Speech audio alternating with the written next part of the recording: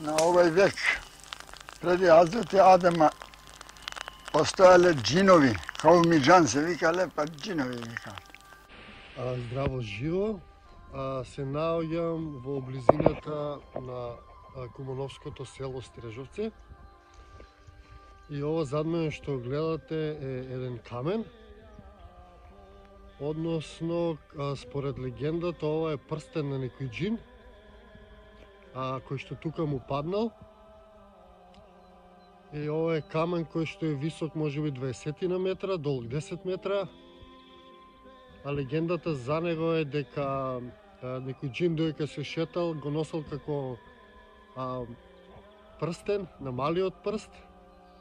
И тука му паднал и останал. Некои тврдат дека тоа се нарекува исто така и прстенот на Крали Марко. Односно, Крали Марко бил еден од последните джинови на овие простори. Легендите за Крали Марко исто така говорат дека тој бил многу голем. Например, ова се нарекува исто така и прстенот на Крали Марко.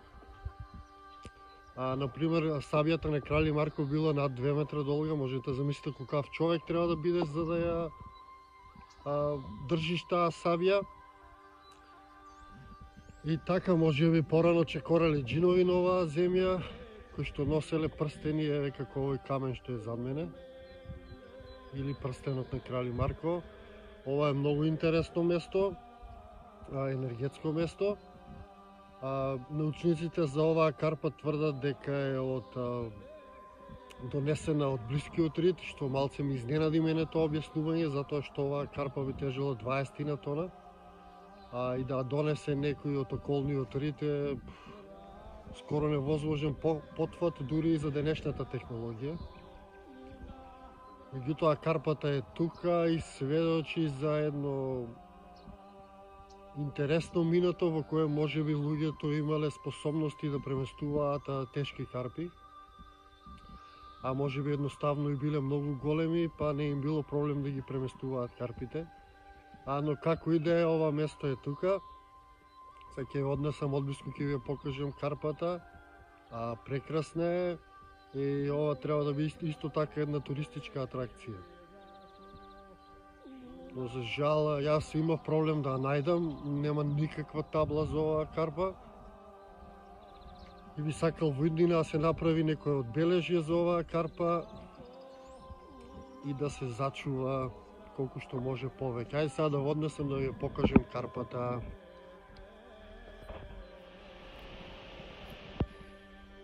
Погледнете карпата одблиску, сега ќе однесам, значи таа е голема, како што кажа форма на прстен.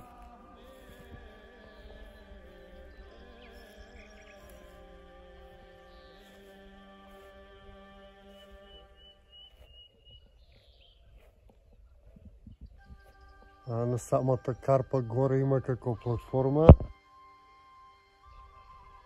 на која што може да се седи, некогаш сигурно се седело.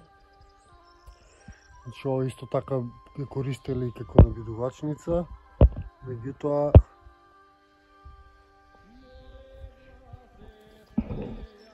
фасцинантна карпа.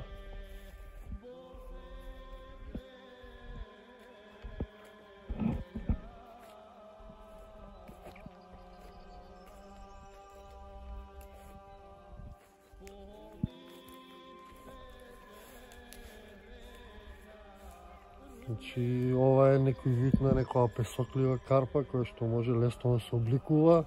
Мислам дека токму затоа и оваа карпа е поставена тука, затоа што може лесно да се направи облик од неа. Не се знае колку е стара оваа карпа.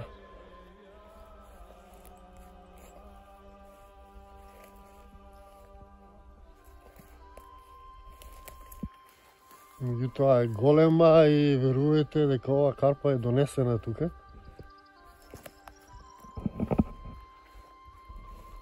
Како успеале да донесат, јас не знам. Меѓутоа е фасцинантна.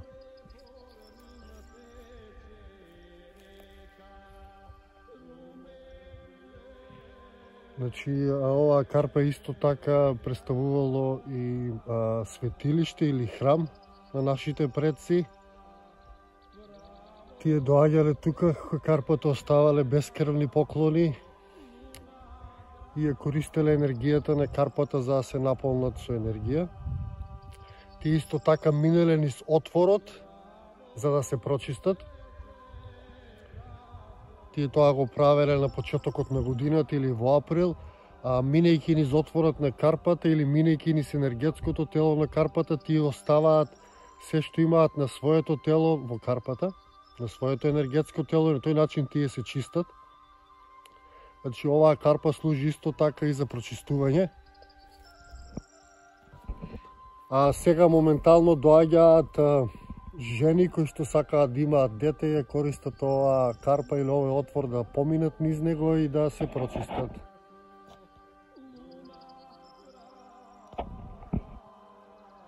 Јас сум фасциниран од карпата, од незината приказна, дали е од џин, дали е едноставно храм на нашите предци, како и да ја представува фасцинантен објект, представува преубав објект, и објект кој што во најмала рака треба да биде заштитен.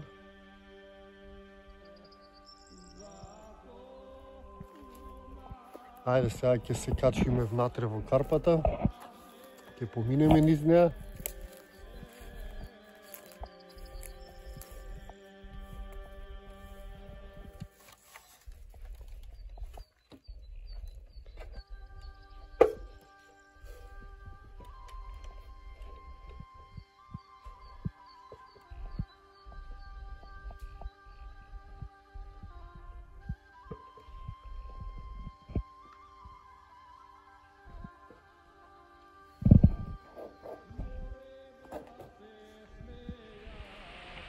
Сега сме во внатрешноста на карпата.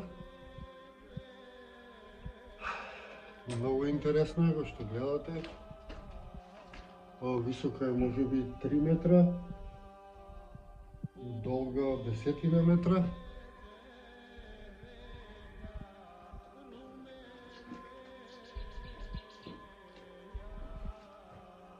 Мислам дека внатре може и да се живее, толку е големо.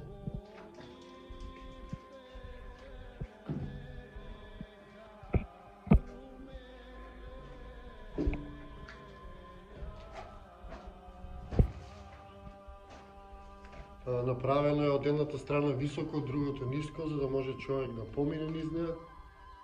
Значи, токму е направена за прочистување или за поминување низ неа.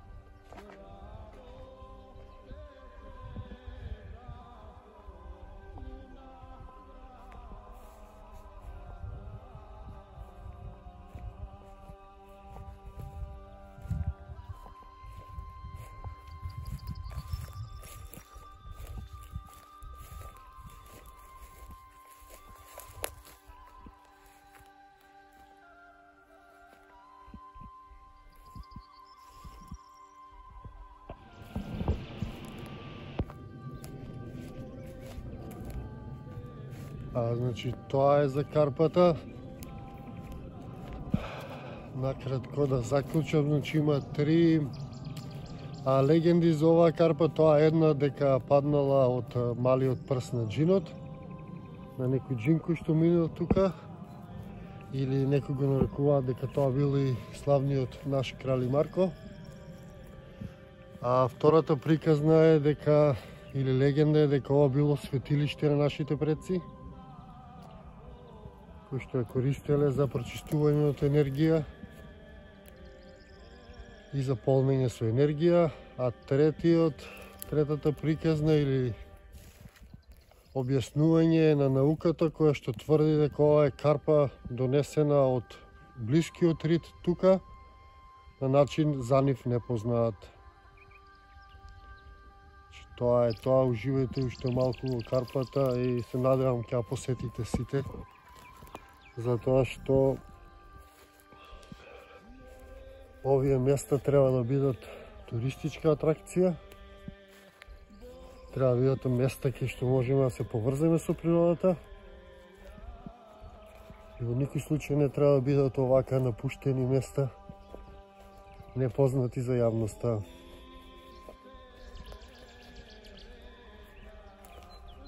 Македонија е пребогата земја со мистерии, со сакрални објекти.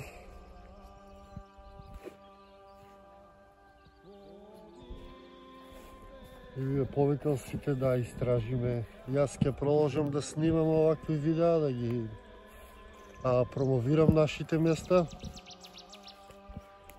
нашите мистерии, нашите митови, нашето ветско минато. Колку ќе успеам во тоа не знам, ми зависи и поддршката која што имам од вас.